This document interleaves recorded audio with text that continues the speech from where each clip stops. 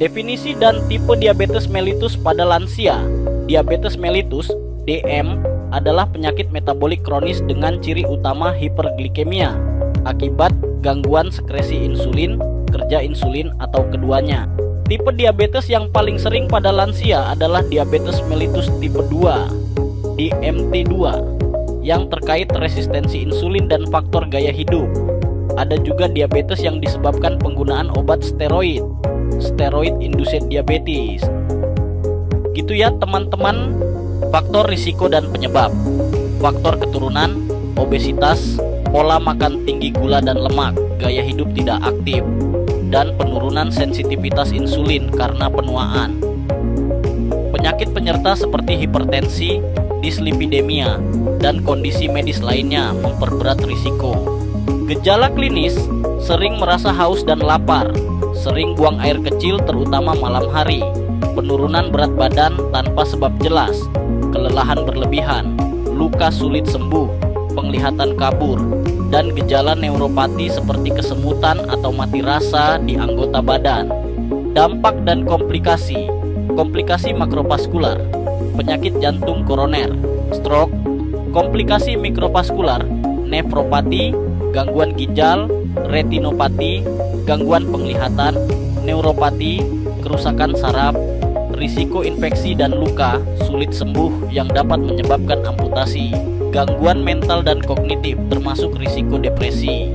Pengelolaan dan manajemen pendekatan holistik menilai aspek medis, fungsi kognitif, fungsional, dan sosial lansia untuk menetapkan target terapi yang sesuai.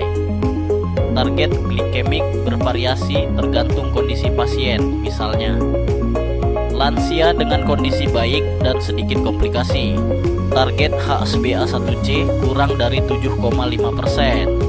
Lansia dengan penyakit kronis multiple atau gangguan fungsi kognitif, target HbA1c lebih longgar, 8-8,5%. Terapi farmakologis.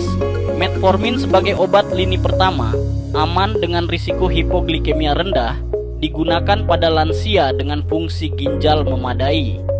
Obat lain seperti sulfonilurea, DPP-4 inhibitor, SGLT2 inhibitor dengan penyesuaian dosis untuk menghindari hipoglikemia. Terapi insulin jika diperlukan dengan penyesuaian yang mempertimbangkan kemampuan fungsional dan kognitif pasien lansia. Terapi non-farmakologis.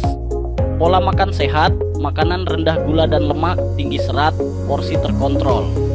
Aktivitas fisik teratur seperti jalan kaki, peregangan, atau yoga untuk membantu kontrol gula darah dan kesehatan umum. Edukasi manajemen mandiri, kontrol stres, dan dukungan sosial. Pemantauan dan follow up. Pemeriksaan rutin gula darah, HbA1c, fungsi ginjal, dan komplikasi diabetes. Penilaian fungsi kognitif dan kondisi mental secara berkala. Koordinasi dengan tim medis multidisipliner. Pencegahan komplikasi dan kualitas hidup. Kontrol ketat faktor risiko kardiovaskular, hipertensi, kolesterol, penanganan cepat luka dan infeksi. Dukungan psikososial dan rehabilitasi jika diperlukan. Manfaat video edukasi, media visual yang mudah dicerna untuk lansia dan keluarga. Memberikan pemahaman menyeluruh tentang penyakit, gejala, pengelolaan, dan pencegahan. Meningkatkan kepatuhan dan kualitas hidup lansia dengan diabetes.